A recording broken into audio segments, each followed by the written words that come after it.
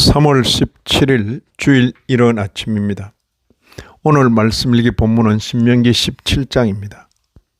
본장을 다음 두 단락으로 나눌 수 있겠습니다. 첫째는 1절 이하 13절 재판에 관한 여러 가지 교훈, 둘째는 14절 이하 20절 왕을 택하는 법규와 왕의 행동 원리,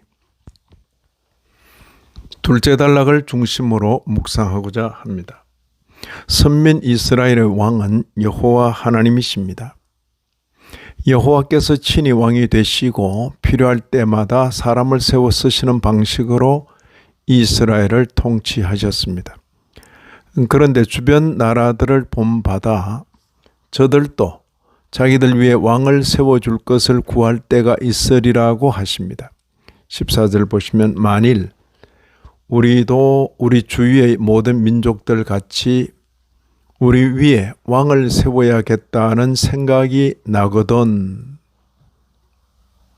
그런 때에 반드시 이런 기본적인 원리들을 지켜서 왕을 세우도록 명령하십니다. 15절에 반드시 내 하나님 여호와께서 택하신 자를 내 위에 왕으로 세울 것이며 내 위에 왕을 세우려면 내 형제 중에서 한 사람을 할 것이요 내 형제 아닌 타국인을 내 위에 세우지 말 것이며 여호와께서 택하신 자 동족 중에서 택하여 세우도록 하십니다. 뿐만 아닙니다. 선민 가운데 왕이 된 자로서 가져야 할 자세를 명하십니다.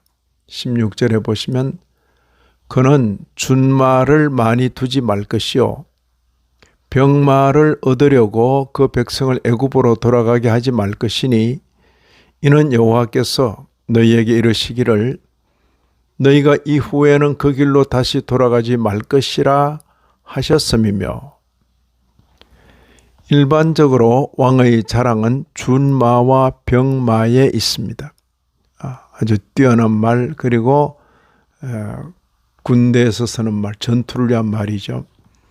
준마와 병마, 이게 왕의 자랑입니다. 그런데 선민의 왕에게는 그런 것들을 자랑거리로 삼지 말라고 하십니다.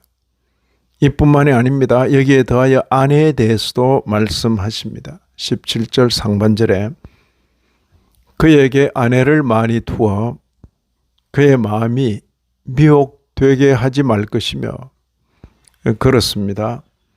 왕이란 자리에서 여러 아내를 취하는 것이 그에게 주어진 기회로 보일지 모르나 그 폐해가 작지 않음을 미리 경고하시는 것입니다. 왕의 자랑거리인 은금에 대해서도 말씀하십니다. 17절 하반절에 자기를 위하여 은금을 많이 샀지 말 것이니라. 은금 역시도 왕의 자랑거리입니다. 이런 말씀들을 들을 때에 선민에게 있어서 왕이란 존재는 여타 민족들의 경우와는 다른 것임을 잘 알 수 있습니다. 여타 민족들의 경우에 자랑거리인 것이 선민의 왕에게는 전혀 자랑거리가 아닙니다. 도리어 절제하고 금해야 할 사항들입니다. 이런 것을 잘 알지 못하고 왕이 되겠다고 나서는 것 자체가 자기 모순이 되고 말 것입니다.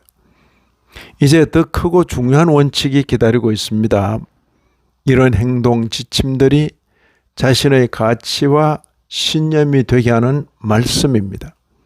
18절 19절을 보시면 그가 왕위에 오르거든 이 율법책의 등사본을 레위 사람 제사장 앞에서 책에 기록하여 평생에 자기 옆에 두고 읽어 그의 하나님 여호와 경외하기를 배우며 이 율법의 모든 말과 이 규례를 지켜 행할 것이라. 선민의 왕은 마치 성직자와도 같습니다. 먼저 자신이 선민의 왕이신 하나님의 통치를 잘 받아서 그 통치로 백성을 통치하는 것입니다. 이런 방식이 왕된 자가 흔히 빠지게 되는 교만으로부터 안전하게 보호되는 방식이라고 말해 주십니다. 20절 보시면 그리하면 그의 마음이 그의 형제 위에 교만하지 아니하고 이 명령에서 떠나 좌로나 우로나 치우치지 아니하리니 이스라엘 중에서 그와 그의 자손이 왕 위에 있는 날이 장구하리라. 이런 말씀을 읽는 신약교회 성도인 우리로서는 하나님 앞에서 헛된 것을 바라지 않아야 하겠습니다. 세상 왕들의 모습을 보고 그들의 외형이 부러워 그것을 취하려고 하게 되면 선민에게는 맞지 않는다는 것을 절감합니다. 왕된 자에게 주어지는 책임과 의무가 결코 가볍지 않다는 것을 깨닫게 됩니다. 오늘날 이런 내용이 문자대로 적용할 여지는 거의 없습니다. 그럼에도 예표와 상징에 있어서 우리 주님께서 참된 왕의 모범을 보여주셨으며 우리 모두는 각자 현실에서 왕노릇 잘 하여서 영원 무궁색에서 왕노릇 잘 하여야 하겠습니다. 이 아침에도 말씀에 참여하신 모든 분들 위해 하나님의 크신 은혜가 더하시기를 진심으로 기원합니다.